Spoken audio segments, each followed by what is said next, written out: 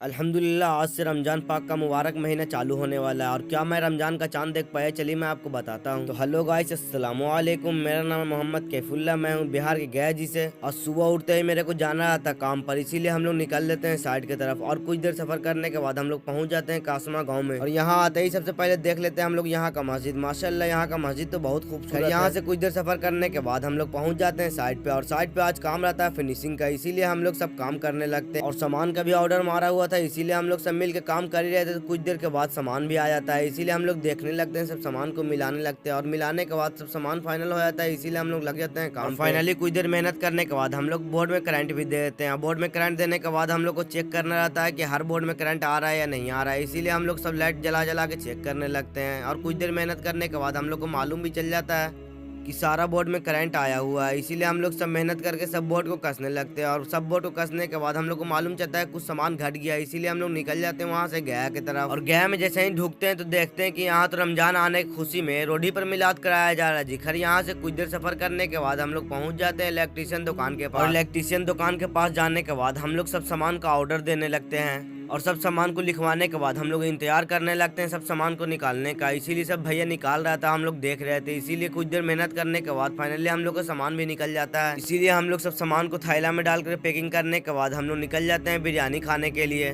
और जैसे ही दुकान से निकलने के बाद कुछ देर सफर करके आगे बढ़ते हैं तो हम लोग पहुंच जाते हैं गया के जामा मस्जिद के पास। और जामा मस्जिद के पास पहुंचने के बाद जामा मस्जिद का जियारत कर लेते हैं। खैर यहाँ पे जामा मस्जिद को देखते हुए आगे बढ़ ही रहे थे तो हम लोग पहुंच जाते हैं बिरयानी शॉप के पास। और बिरयानी शॉप के पास पहुंचने के बाद सबसे पहले हम लोग चले जाते हैं बिरयानी शॉप के अंदर। बिरयानी शॉप के अंदर आइए गए तो हम लोग लगवा लेते हैं हाफ KG बिरयानी। और बिरयानी लगवाने के बाद हम लोग टूट पड़ते हैं बिरयानी पे। खैर यहाँ से खाने के बाद हम लोग निकल जाते हैं अपना घर की तरफ। तो मिलते हैं आपको नेक्स्ट ब्लॉग में।